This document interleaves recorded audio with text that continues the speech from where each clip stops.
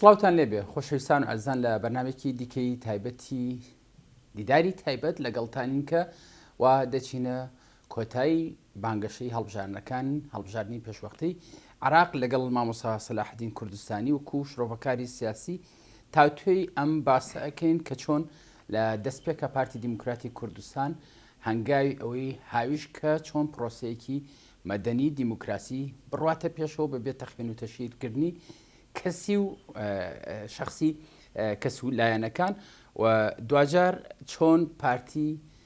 چیرۆک گەلێکی گێڕایەوە لە بانگەشەی هەڵبژاردنەکانە و بیری دەنگدەرانی خستەوە کە دەستکەوتەکانی پارتی دیموکراتی کوردستان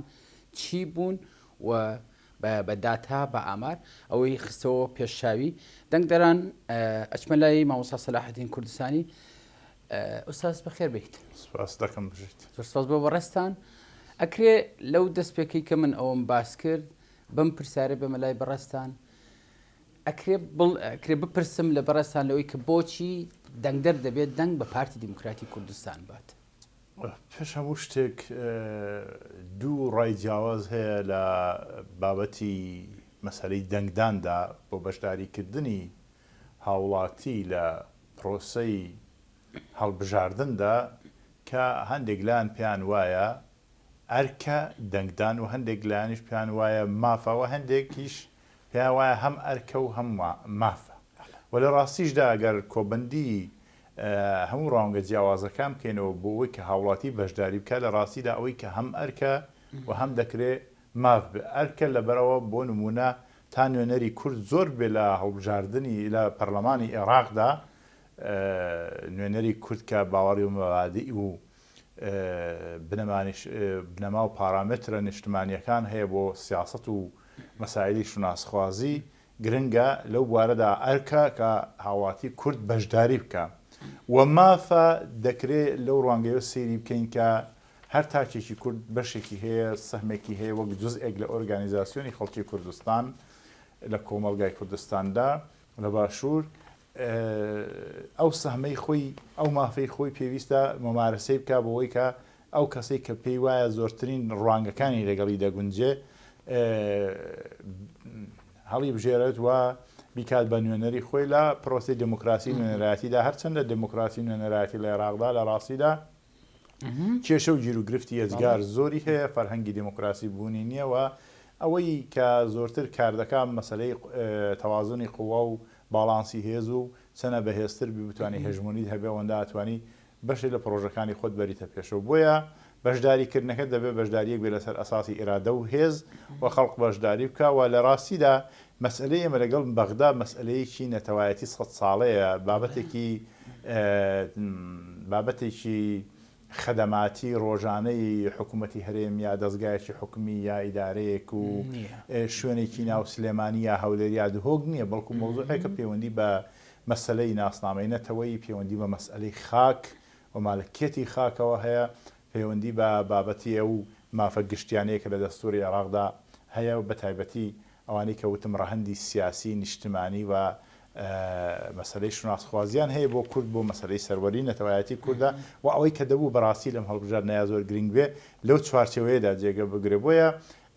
وەکو هەمومان باش دەزانین کە ئەو حزبێ لە باشووری کوردستان زۆر پێداگری لەسەر مەسائلی نەتەوایەتی و نیشتمانی دەکات پارتیە ئەو پارتی پێی وایە کە ئەو ئاڵا هەڵگری مەسئلەی ناسیۆنالیزمی کورد بابەتی شوناسخوازی بابەتی سەروەری نەتەوایەتی و لەگەڵ هەموو ئەو ڕەخمانەی کە هەیە لەسەری لەگەڵ هەموو ئەو کەم و کورتیانەی کە هەیە بێگومان هەیەی بەڵام لانی کەم پرۆژەیەکی هەیە بۆ ئەم بابەتی چوونە بەغدایە کە پێوەستە بە مەسەلەی نەتەوایەتی و مافی نەتەوایەتی و مەسەلەی سەروەری نەتەوایەتی و بەدەستێنانی هەموو ئەو بنەما ئەساسیانەی کە بۆ دروستبوونی یەکەی کوردی و چەسپاندنی لەسەر ئەرزی واقع و مەسەلەی ناوچە دابراوەکان و خاک و ئەم بابەتانەیە و پارتی ئیدعایەوەکە کە دەڵێ دەدروشمەکانیدا و لە پرۆژە سیاسیەکانیشیدا ئەوەنەی کە هەڵسەنگاندنی بووەکەی بەپێی بنەماکانی مەسائلی شناس و خەباتخوازی نەتەوایەتی کوردی پارتی دیارترین حزبی ناسیۆنالیستی کوردیەلانی کەم لەم قۆناغەیە لەو حزبانەی کە لە دەسەڵاتداوە لە دەسەڵاتی یەکەمی هەرێم و لە ئاسی عێراقیشدا حزبی یەکەمەوە و ئەوەش کە ئەیڵێ لە ڕاستیدا هەم تەوژم و هێژمونیەکی زۆری دژایەتی لە دژی پارتی هەبووە لە دەوروبەرەوە لە وڵاتانی دەوروبەرەوە لە عێراقیشدا و لە ناوخۆشدا لە ڕاستیدا بۆ چوونی تر هەیە کە پێیان وایە ئێمە دەبێت لەگەڵ سیستەمی سیاسی عێراقا خۆمان بگونجێنین و واز لە بابەتی کوردبوون و شناس و ئەو شتانە بێن و هەندێک لایانی تر ئەو دەنگیان هەیە بەڵام ئەوەی کە ئاکەوێتە هێڵی نیشتمانی کوردستان کە پارتی خۆی بە هەموو کەسانەی کە هاوبیریەوە لە چوارچێوەی خەتە نیشتمانی ئابینێتەوە بیر دەکاتەوە ئەو کەسانەی کە لە کوردستان بە جۆرێک لە جۆرەکان باوەڕیان بە کوردبوونی خۆیان هەیە باوەڕیان بە ئەوە هەیە کە باو باپیرانێکمان هەیە مێژوویەکمان هەیە باوەڕیان بەوەیە کە ئێمە خەباتمان کردووە لە پێناو مانەوە مەوجودیەتمان باوەڕیان بەوەیە کە ئەبێ خاکی کوردستان خاکە داگیرکراوەکان بژێردرێنەوە بۆ سەر هەرێمی کوردستان دەکرێت دەنگ بدەن بەو حیزبەوە زۆرتر پەیامەکەی پەیامی ئەو حیزبە زۆرتر لە چوارچێوەی ئەو مەسایلە سەروەرە نیشتمانیانەدا ئەگە کاتێک بەراوردی دەکەی لە گەڵ حیزبەکانی تر بۆ ئەو کەسانی کە بیریان لەگەڵ بیری کوردبوون و نیشتمانی بوون و ئەوانە دەگونجێ باشتر وایە کە دەنگ بدەن بە پارتی لەبەرەوە هەندێک حیزبی تر هەیە کە ئێمە جۆرێک لە فدرالیزمی هەماهەنگیان پارێزگایی یان تەنانەت تێکەڵاوبوون لەگەڵ سیستمی عێراقیەوە و تا ئێستا بەشێکی زۆر لە خەڵکی کوردستان نەیتوانێ خۆی تعریف و پێناسە بکات لە سیستەمی ئەو باتەواو نەیتوانێ خۆی تعریف و پێناسە بکات لە سیستەمی سیاسی عێراقا ئەو کەسانەی ناتوانن باوەڕیان بە عێراقی بوون نییە باشتر وایە دەنگ بدەن بە پارتی و ئەو نوێنەراتی دەنگیان بکەن. قسەکانی مامۆستا سەلاحەدینیانی من بەم شێوە کۆکەمەوە لەوەی کە لە دیموکراسیەتدا خەوش هەیە خەوشەکانی دیموکراسی دوجار لە پرۆسەیەکی دیموکراسی هەنی کامە دەستکەوتێکی مۆدررنەی ئینسانەکە بەدەستیێناوە بەشداریکردن بە تایبەتی تر لە عێراقا کە ئێمە ئەزانین کۆی هێزەکان چۆن هەیمەنی خۆیان بەسەر ئەوی ترا ساخەکەنەوە و دوجار پابەند نابن بە دەستور و مافە مەدەنیەکانی هەر تاکێک بە تایبەتی لە هەرێمی کوردستان ینی پرسیارەکە لێرە کە کوردێک بەشداری ئەکا بەشداریکردنەکەی کوردێک بۆ نوێنەرێکی کورد بێت نەک بیرکردنەوەی ناکوردانی بێت لە ئەنجومەنی نوێنانی لە ڕاستیدا ئەوەی لە عێراقا هەیە بەڕاستی ناوی چی لێ بنین لە مەکانیزمەکانی دموکراسیدا بۆی دموکراسی ترسان لە یەکتر نەبوونی متمانە بە یەکتر هەوڵی سڕینەوەی لایانی بەرامبەروا مێژوو تاریخی پەرەسەندنی سیاسی لە عێراقا ئەوەی بۆ ئێمە ڕوون کردوتەوە کاتێک کە لایەنێک لە عێراقەوە بۆتە خاوەنی هێژمونی سیاسی و سەربازی و ئابووری هەوڵی سڕینەوە و جینۆسایدی ئەوانی تریداوەوە ئەمە ئەو بابەتەیە کە کورد زۆرترین زیانی لێکەوتوەتەیدا وەک گەورەترین قوربانیەکەشی هەر کورد بووە لە ئەو جغرافیایی کە بە شێوەیەکی ئیمتدادی بریتانیا هات درستی کرد و بردیانە ئەنجومەنی ئاسایش کورسێکیان بۆ نەتەوەی گرتوەکان کورسێکیان بۆ دروست کرد و دەوڵەتێکی ئیمتدادی دەستکردە لە ڕاستیدا تەبیعی نیە لە دایکبوونی عێراق لە دایکبوونێکی تەبیعی نیە و لە نەتیجەدا ئەوەی کە هێزی هەبووە لەم عێراقیە ئەوانی تری سەوساندۆتەوە و زۆرترین سەوساوە و جنۆساید کرا و ئەنفال و کیمیاباران و چەکی قەدەغی کراوە و ئەنواعی مردنیان لەسەر ئینسانی کورد تاقی کردوتەوە لە تاریخی عێراقدا گەورەترین قوربانیەکەی کورد بووە بۆیە هەر دەرفەتێک هەبێ بۆ کورد هەر دەرفەتێک ئەگە ئەو دەرفەتە خراپترین دموکراسیش بێ لە باشترین دیکتاتۆری هەر باشترە ئەنی خراپترین جۆری دموکراسی لە باشترین سیستەمی دیکتاتۆری باشترە بۆ لەبەرەوە بە تایبەتی لە وڵاتە فرەنەتەوەکاندا ئەگەر نەفەسێک هەبێ بۆ بەشداری دەکرێت قۆناغ بە قۆناغ بە شێوەیەکی تەدریجی بڕواتە پێش بەڵام ئەوەی ئێمە بیری لێکەینەوە لە ڕاستیە لە عێراقا بەداخەوە عێراق سیستەمێکی فەرهەنگی شۆڤێنیەت تێدا زاڵە فەرهەنگی جۆرێک لە دروستبوونی فاشیزم بەرهەمێنانەوەی فاشیزم و شۆڤێنیزم تێدا لە کللتورەکەیدا بە شێوەیەکی دینامیکی خۆی ئابدەیت دەکاتەوە بۆیە لەم حاڵتەدا تۆ تەنیا دەتوانیت لەسەر چی ئیکتفا بکەیت لەسەر هەموو ئەو هێزانەی کە ئەتوانی تۆوەکو کارتی فشار بەدەستەوە بیکی لەوانە نوێنەرە نوێنەری جەریئی خاوەن گفتمانی بەهێزی سیاسی حقوقی یاسایی شارەزا لە باڵانسی هێزی ناوچەیی و ئەو کەسانەی کە توانای ناسینەوەی کۆدەکانی سیاسەتی ناوخۆیی و سیاسەتی دەرێکیان لە ناوچەکە هەیەوە ئەتوانن دەنگ و ڕەنگی نەتەوەکەی خۆیان بنەتەوەیە کە بەردەوام لەژەر هێژمۆنی و مەترسی لە ناوچوندا بووە هەر کاتێکە دەرفەتیان بۆ ڕەخسابە لە ناویان بردووە کەواتە هێز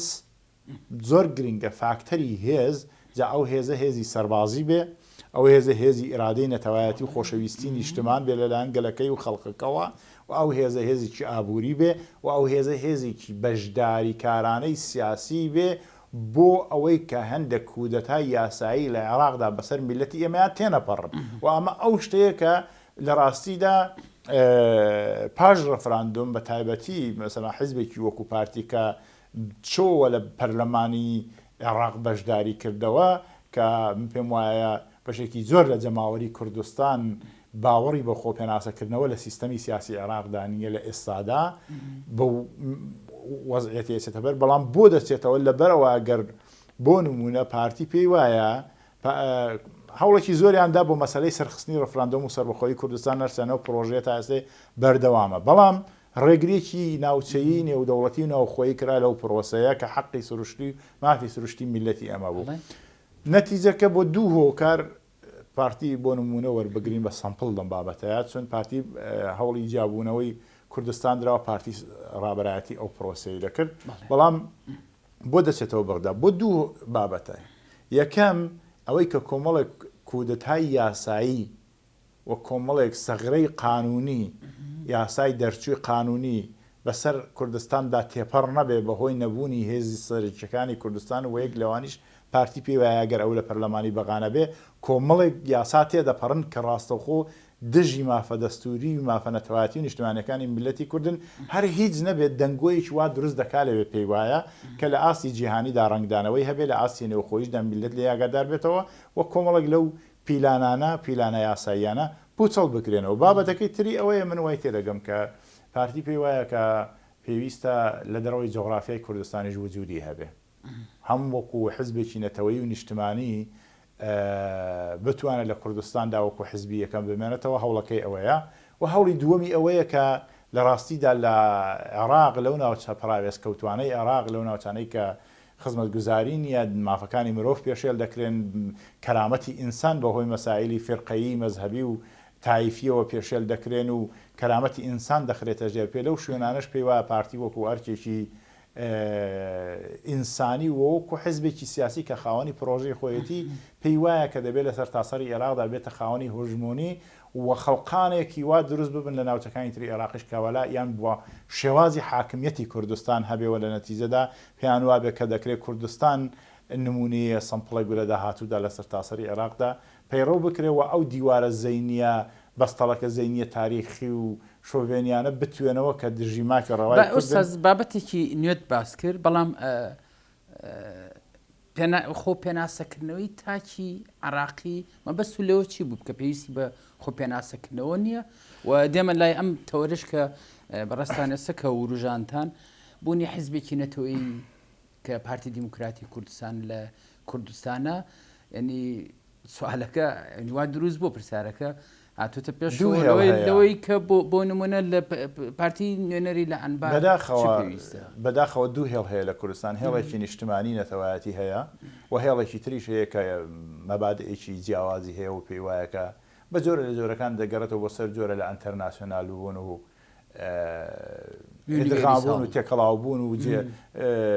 تێکەڵاوبوون لەگەڵ نەتەوەکانی تر و زۆر مەسلەی نەتەواتی و شناسی هەر بۆ گرنگ نییەوە پێی وایە لە یاریشی لە بازنێکی تردا یاری سیاسی دەکات کە پێوەست نییە بە مەسایلی نەتەواتی کوردیەوە و بە جۆرێکی ترەوە دەکرێت نوێنەراتی پێی وایە بە نوێنەراتی هەموو عێراقیەکان دەکات بە کوردیشەوە،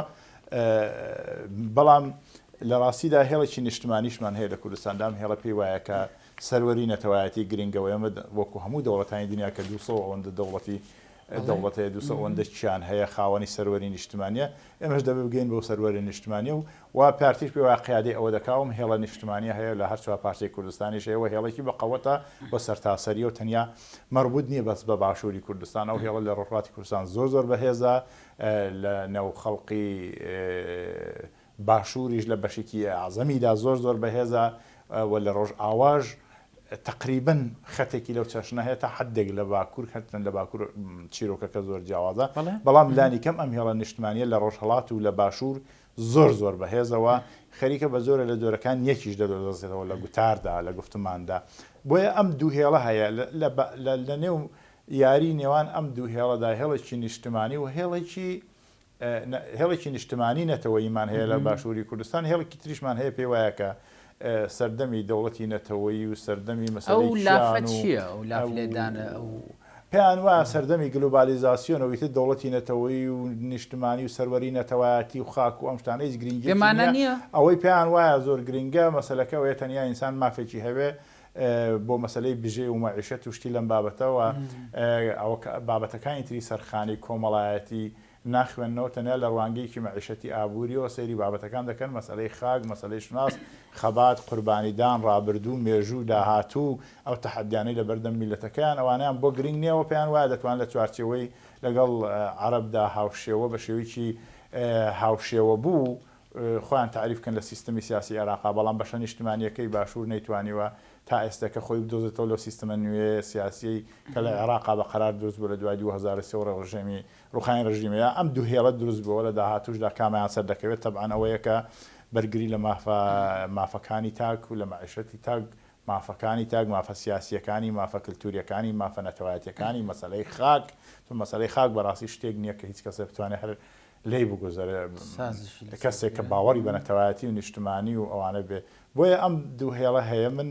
هیوادارم کە نەبێتە هۆی دابڕان لانیکەم ئەوانە لە مەقطعێکی زەمەنیدا بگەڕێنەوە ئەگەر لە پەرلەمانی بەغدا پیلانە دژی کورد بەڕێوەچوو بگەڕێنەوە بۆ نێو هێڵی نیشتمانی چۆن مامۆسا ینی لەوە بۆمان بدوێت چۆن ئەو دەنگانی کە لە دەروی ذهنی پارتین یاخود پارتی نین چۆن ینی بەم شێوێ قسە بکرێ بۆی کە تەفرەدانی زێنی ئەو کەسانەی کە خۆیان بە یونیڤێرساڵ مرۆڤی ینی بەبێ جیاوازی ئەزانن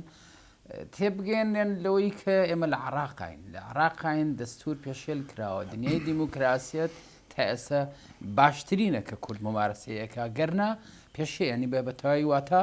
لە عراقا دیموکراسیەت ویستمان بانگەشەی هەموو بژاردنەکانیش باسکەین با بە سەرمانات تێنە پەڕەکەم خۆشە ئەوە باسکەم بەڕاستی بەشێک لە بانگەشەکانی هەڵبژاردن لە باشووری کوردستان ئەتکوت بۆ پەرلەمانی کوردستان دەکرێت و پەرلەمانتارێک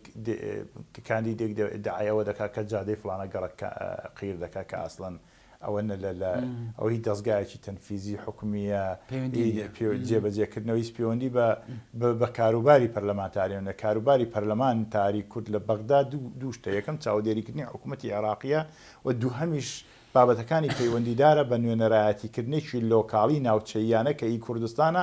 و بەرزکردنەوە و سەرخستنی ئەو خواستە نەتەوەی نیشتمانیە ناوچەیانەی کە لە چوارچێوەی خاکی عێراقا لە کوردستان شناسێکی نەتەوەی نیشتمانی وەکو کوریا گەلی کوردستان هەیەی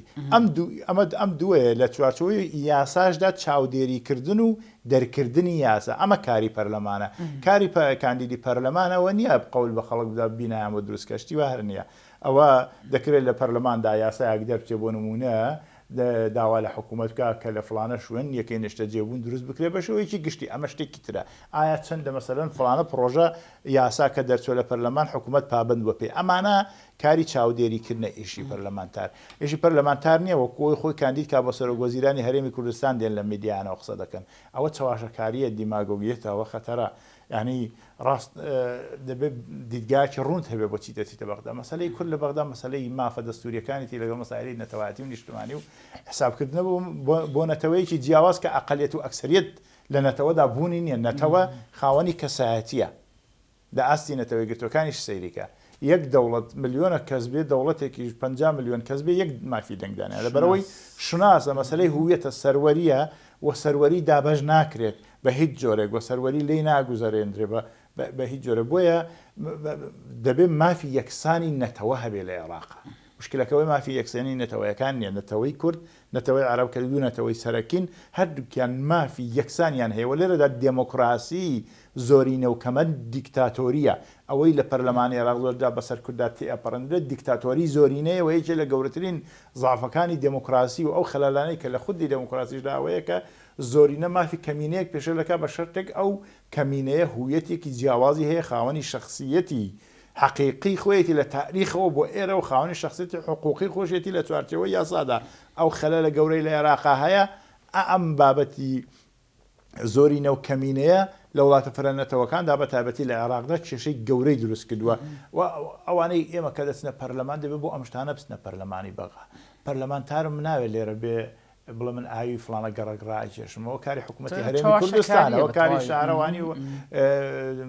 ناحەیە کاری شارەوانی و قامیەت و هێندێک ڕەبتی هەیە بە مەسایلی ئیداری کوردستان و ناوخۆی کوردستانەوە ئەتر ئەوەی تر مەسلەی سیاسی و قانونی و کۆمەڵە بابەتی تری چاودێریکردنی کارەکانی حکوومەتی عێراق لە ئاسی سیاسەتی دەرەوە و ناوخۆیی و سیاسەتی سەربازی و سیاسەتی ئەمنیەتی کاری ئەوان ئەوەیە بچن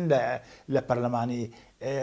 بەغا چاودێری حکوومەتی عێراقی بکەن نەک لێەوە جوێن بە حکوومەتی هەرێمی کوردستان بدەن ئەمە کۆمەڵە خەڵکمان چووە بەغا لەم دەورەی پێشوودا ئەوەندەی ئەوانە دژایەتی خودی وجودی کوردیان کرد بە ناوی دژایەتیکردنی حزبێکی سیاسی یا بنەماڵێکی تایبەت لە کوردستاندا هێندە لەسەر مەسەلە کوردیەکان قسان نەکرد اینجا خەڵکی کوردستان هەمان دەنگدەر ینی هەمان دەنگدەر نوێنەری ئەو کەسانە نیە کە گروپی شانزەیان دروست کرد بۆ دژایەتیکردنی قواری هەرێمی کوردستان بە نمونە یانویست حکوومەتی ئەنقاز دروستکەن بە نمونە یانویست هەرێمی کوردستان و بە تایبەتیەوە مۆدل لە سلێمانی بوو کە تەسلیمی حەشدی شعبی بکەن بە نمونە لە کەرکووک حەسەن پلایسەکان کە تا ئێستاش عەلەمی کوردستان یعنی نەگەڕاوەتەوە ناوچەکان ئەم لایەنانە ئەو ئەم کەسانە بۆ یەکجار لە تاریخدا بێن بیر لە یەک شت بکەنەوە هەرچی لەسەر دەستی بۆ نمونە پارتی کراتەوە دژایەتی بکەی نابێ سەربەخۆی کوردستانیش لەسەر دەستیان بە هێژمونی و هێزی پارتی بکرێن نابێ ئاوەدانی ینی تۆ بی پێشتر بڕیار بدەی هەموو شتێک دژێک حزبێکی سیاسی بێ مطلقاً ئەمە بریتێلەوەی کە ئەو کەسە هیچ لە سیاست نازانێت سیاست بە معنا واقعیە و شەکەی نەک سیاست بە معنای چاواشەکار و دێماگۆژیەت و ئەم شتانە سیاست بە واتای بە مدلی بەڕێوەبردننی درستی کۆمەلگا و ئیدارەتکردنی درستی کۆمەلگا بۆیە ئەم سفر و هەزارکردنە لە سیاستتا لە بانگەشەی هەڵبژاردندا کارێکی خراپە ئەو کەسانی دنگیشیان بەوانە داوە چیان لە شتی ئەوانە ینی ئەو خەڵکێکی زۆر کە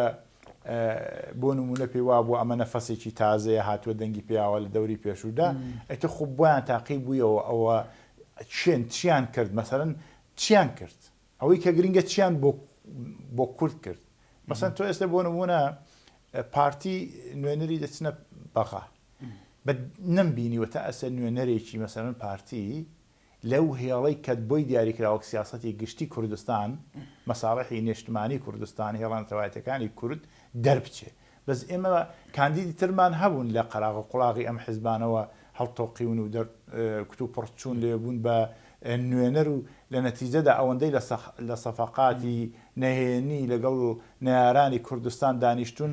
یەک لە سەتی ئەوە جارێک لەگە پەرلەمانتارە کوردەکان لەسەر قەزیە کوردی ناچێت پرسیارەکە لێرا بوو یان لەوەی کە ئەو دەنگدەری کە دەنگ ئەیە بە نوێنەرێک کە دەچێتە ئەنجومەنی نوێنەرانی عێراق دەبێت نوێنەرایەتی ئەو کەسە ینی نوێنەرایەتی کورد بکە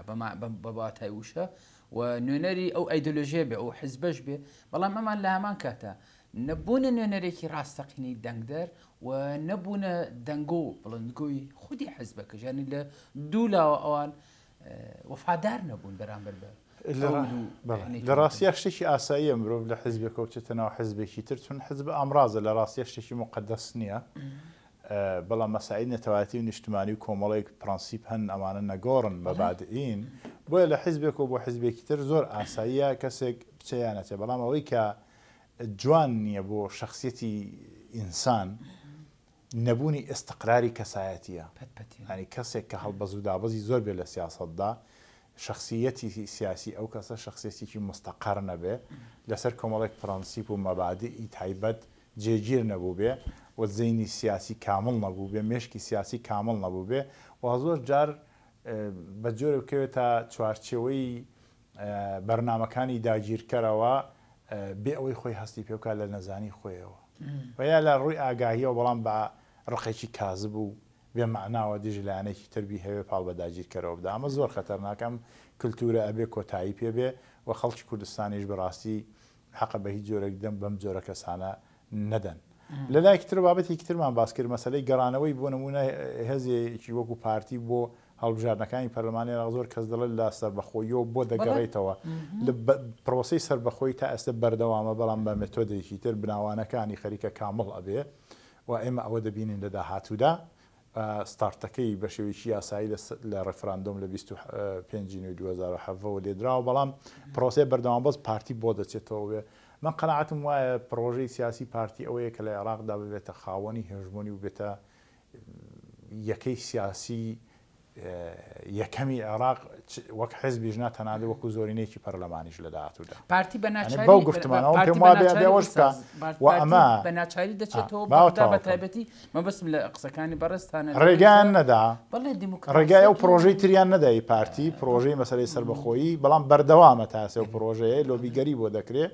لەلایەکی ترەوە کە ڕێگەی ئەویانەدا پارتی بیر لە پلانی بی دەکاتەوە و کردوشیێتەوە ئەوەیە کە لە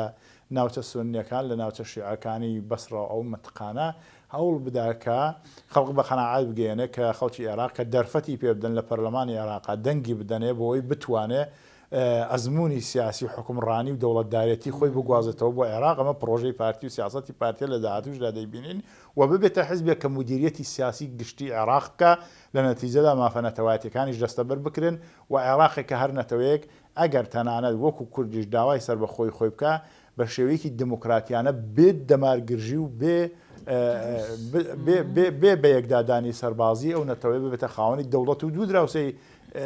سەرکەوتو بەیەکەوە پرۆژە سیاسی کە پارتی هەیەی بۆ ئەوەی کە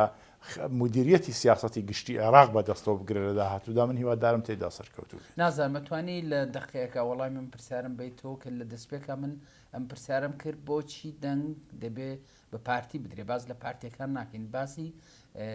ئەو دەنگانەیە کەین کە تا ئێسش ینی خۆیان یەکلا نەکردووە دەنگی خۆڵەمێشوی ینی بەرمەبنای ئەمە کە ئەمە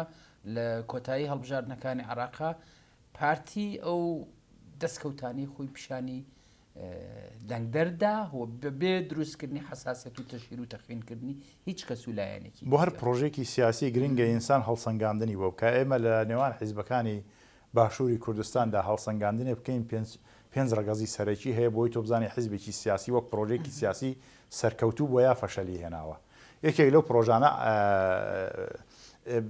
بابەتی بنکەی جەماوەریە چه حیزبێک لە باشووری کوردستانە بەقەت پارتی بنکەی جەماوەری هەیە دووهەمیان ئامانج و استراتیژی سیاسی و ئامانجە ئەو ئامانجەی یەکێتی بیر و باوەڕە یەک حیزب لە کوردستان بە من بڵێت بەقەت پارتی یەکێتی بیر و باوەڕی تێدا بێت و ئامانجی تێدا بێت یەکێکی تر لە ڕەگەزەکانی پێکەنەری حیزبی سیاسی وەک پرۆژێکی سیاسی بزانین سەرکەوتووەیان نا چه حیزبێک یەکێتی سەرکردایەتە چه حیزبێک لە باشووری کوردستان بەقەت پارتی یەکێتی سەرکردایەتی و مەرجعیەتی سیاسی و قودرەتی بڕیاریە نیەتی لە باشووری کوردستان بەراوردی بکە لەگەڵ حیزبەکانی تردا و ئەو ڕاستیە دەبینی کە لە چه حیزبێکدا یەکێتی سەرکردایەتی هەیە و پارتیە تێدایە یەکێتی ڕێخستن ڕەگەزێکی ترەکە زۆر گرنگە کام حیزب لە باشووری کوردستاندا بەقەت پارتی یەکێتی ڕێخستنی هەیە و کەمترین هەڵوەرینی سیاسی هەڵوەرینی تەشکیلاتی تەنزیماتی لە نێو ڕێخستنەکاندا هەبووە کاتێک تۆ سەیری دەکەی پارتی کەمترین هەڵوەرینی هەبووە و حیزبەکانی تر پەرلەمانتاری وەزیریشیان لێ زیاوەتەوە ڕۆشتووە ینی گەیشتوتە حدێکە لایەک لە ڕێخستنەکانی ڕۆشتووە و بابەتێکی تریش گەیشتنە بە دەسەڵاتی سیاسی کام حیزبەی تر لە باشووری کوردستان وەکو پارتی توانێتی ممارسی هێز و دەسەڵاتی سیاسی خۆی بکات و وەک پرۆژێکی سیاسی ئەمانە پێمان دەڵێن بە پێخۆشبوون و گوزارەکانی ئەوە حکوومەتداری دەوڵەتدارێتیە ئەمانە پێمان دەڵێن لە باشوور کام حیزبی سیاسی سەرکەوتووە خاوەنی بڕیارە قاتعیەتی هەیە و دەتوانێت زۆر شت بکە ئەمە بە پێخۆشببوونی من یا کەسێکی تر نییە ئەم ڕەگەزانە بۆمان ڕوون دەکەنەوە کام حیزب وەک پرۆژەیەکی سیاسی سەرکەوتووە وەشانی ئەوەیە کە دەنگی پێ ساز من لە کۆتاییەوە ینی چوینە ناو قسە و باسێکی جدیتر بەڵام من کاتەکەم هەرەوەنەیە بێ کۆتایی پێبێنم مامۆستا سەلاحەدین کوردستان وەکو شرۆڤەکاری سیاسی زۆر سپاس کە لەگەڵمان بووی زۆر سپاس بۆ ئێوەش هیوای سەرکەوتنتان بۆ خۆش زۆر سپاس خۆشەویستان و ئازان ئێوەش تەندروست و کامران بن